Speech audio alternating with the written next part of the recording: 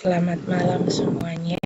Hari ini adalah pertemuan ketiga. Saya akan menyampaikan mengenai materi siklus akuntansi biaya untuk tiap perusahaan.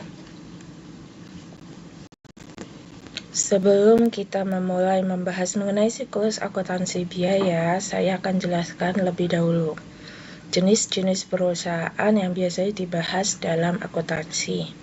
Dalam akuntansi ada 3 jenis perusahaan dibagi menjadi 3 jenis, yaitu perusahaan jasa, perusahaan dagang, dan perusahaan manufaktur.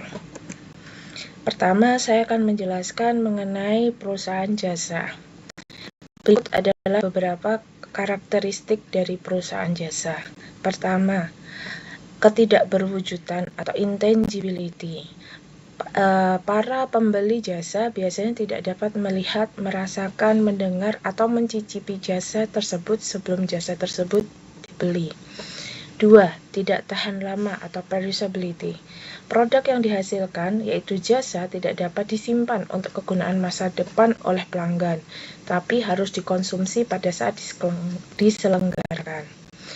Meskipun jasa tidak dapat disimpan, namun beberapa jasa seperti operasi plastik memberi pengaruh jangka panjang dan tidak perlu diulangi untuk pelanggan tertentu.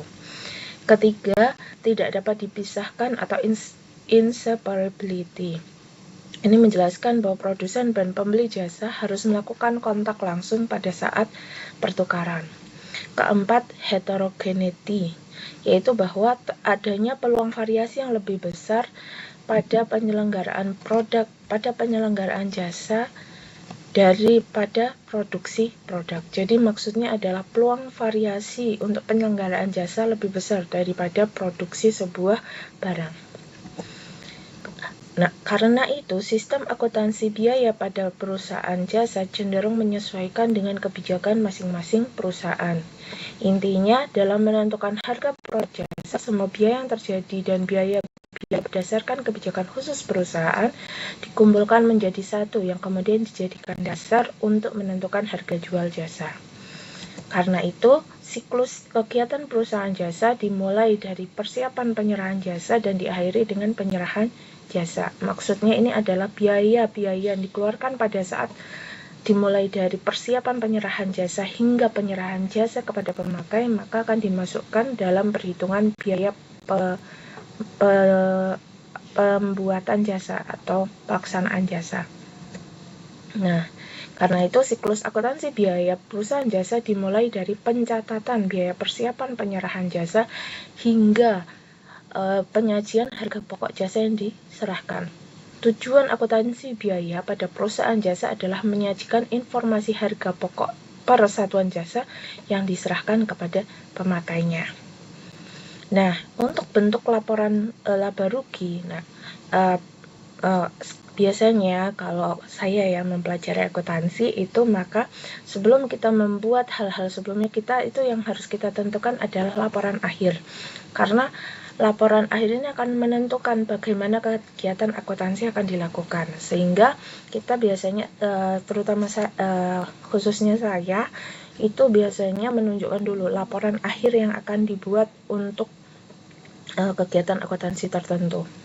Untuk kegiatan akuntansi perusahaan jasa, maka laporan akhir yang dibuat adalah laporan laba rugi perusahaan. Nah, ini adalah bentuk dari laporan laba rugi perusahaan jasa.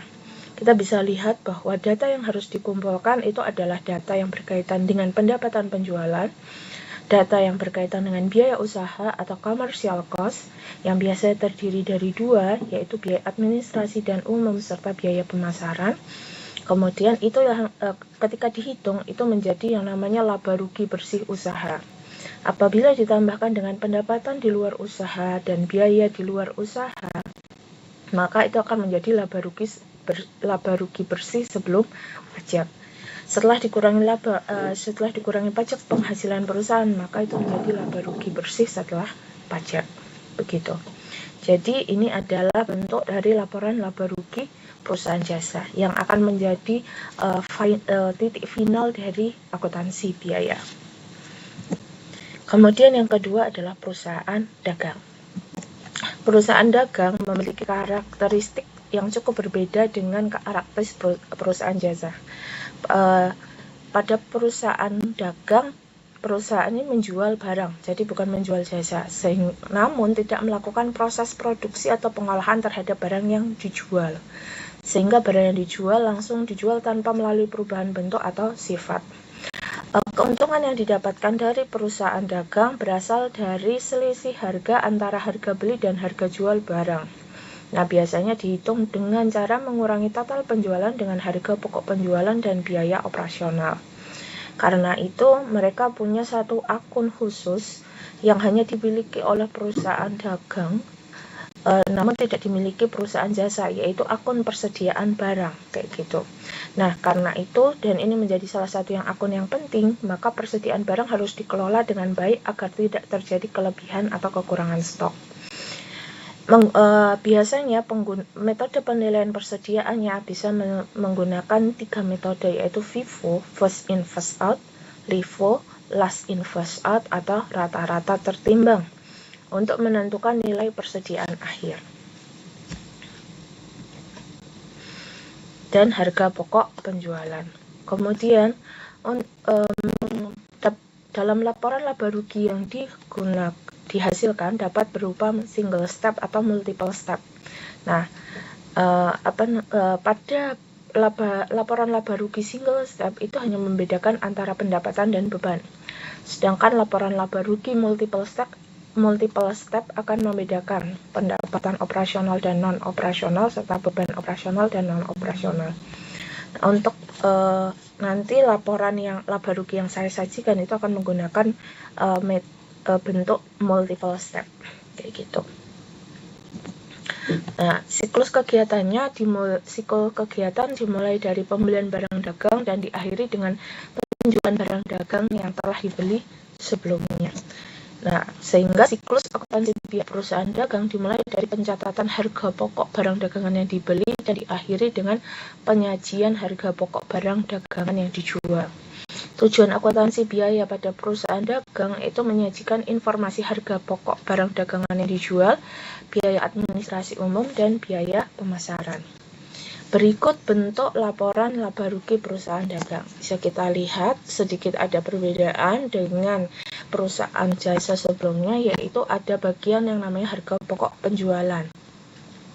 Sisanya sama ya, nanti kalau kalian perhatikan. Gitu. Nah, seperti ini. Nah, harga pokok penjualan itu berasal dari perhitungan persediaan awal barang dagang ditambah dengan barang dagang yang dibeli yang dimasukkan dalam akun pembelian, itu menjadi harga pokok barang yang tersedia untuk dijual, kemudian dikurangi dengan persediaan akhir barang dagang. Nah, hasil akhir perhitungan tersebut dinamai dengan akun harga pokok penjualan. Nah, pendapatan penjualan jika dikurangi dengan harga pokok penjualan itu disebut laba rugi kotor, atau sering disebut juga dengan nama lain laba runal. Kemudian dikurangi dengan biaya usaha commercial cost, biaya administrasi umum, biaya pemasaran, ini menjadi laba rugi berusaha.